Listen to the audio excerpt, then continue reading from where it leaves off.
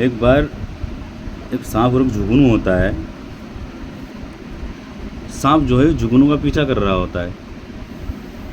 جب اس بات کا احساس جگنو کو ہوتا ہے کوئی میرا پیچھا کر رہا ہے, مجھے فالو کر رہا ہے, تو وہ پیچھے مڑتا ہے اور کہتا ہے کہ بھائی میں کچھ سوالات کر سکتا ہوں آپ سے.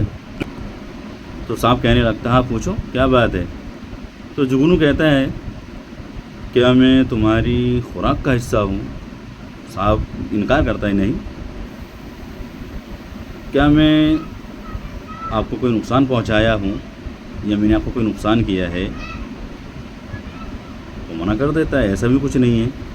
تو جگنو کہتا ہے کہ جب میں نے آپ کو کوئی نقصان نہیں کیا ہے اور نہ ہی میں آپ کی خوراک کا حصہ ہوں تو پھر کیوں میرا پیچھا کر رہے ہو.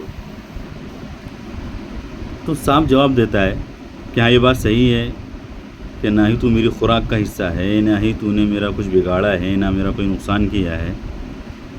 لیکن ایک بات ہے تجھ میں کہ تو چمک رہا ہے اور میں تجھے چمکتا ہوا نہیں دیکھ سکتا. ایسے بہت سارے سانپ ہیں ہمارے ارد گرد ہمارے سماج میں کہ ہم سمجھتے ہیں کہ وہ ہمارے ہیں, لیکن ایسا کچھ نہیں ہے.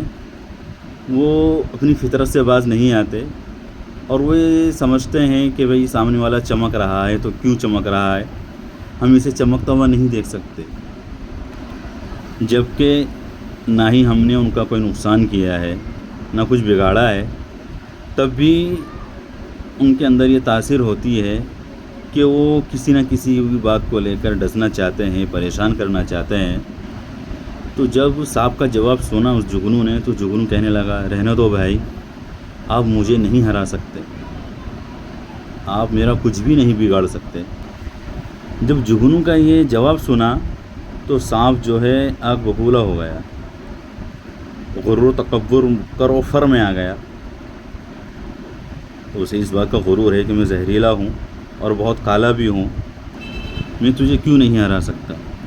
اب یہاں جگنو کا جواب آتا ہے جو کہ سننے سے تعلق رکھتا ہے, سنیے گا ضرور. جگنو بولتا ہے کہ تو مجھے ہرا نہیں سکتا, میں تیرے خلاف میدان میں ہی نہیں ہوں اور نہ ہی میرا اور تیرا کوئی مقابلہ ہے. کہاں تو لوگوں کو ڈسنے والا, لوگوں کو زہر آلودہ کرنے والا, اور کہاں میں بھلے سے چھوٹی سی روشنی دیتا ہوں, اور کہاں میں جو کہ اندھیرے میں تھوڑی سی چھوٹی سی روشنی دیتا ہوں, چھوٹی سی روشنی کرتا ہوں. تیرا میرا کوئی مقابلہ نہیں. اور جب میں تیرے ساتھ میدان میں ہی نہیں ہوں, تیرا میرا کوئی جھگڑا ہی نہیں ہے, تو مجھے کیسے ہرا سکتا ہے. جگنو نے ایک اور جواب دیا کہ یہ جو عزت کی روشنی ہے نا, یہ مجھ سے یہ بھی نہیں چھین سکتا.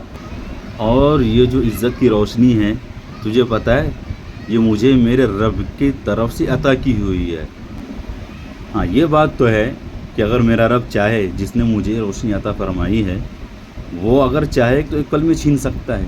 باقی اس پوری دنیا میں کسی کی اتنی اوقات نہیں ہے کہ وہ میرے رب کی عطا کی ہوئی روشنی مجھ سے چھین سکے. تو بات یہاں پر اصل میں یہ نکل کر آتی ہے کہ ہوتے ہیں کچھ ہمارے معاشرے میں لوگ کہ جو ایک دوسرے کو دیکھ کے جلن حسد کرتے ہیں, وہ اپنی اوقات بھول جاتے ہیں کہ وہ کیا ہے.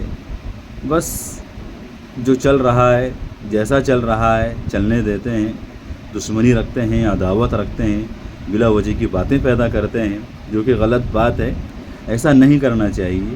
آپس میں پیار محبت سے رہیں, یہی بہتر ہے. یہی ہمارا مذہب اسلام ہمیں سکھاتا ہے اور یہی تعلیمات ہمارے پیارے نبی صلی اللہ تعالیٰ علیہ وسلم کی بھی ہے.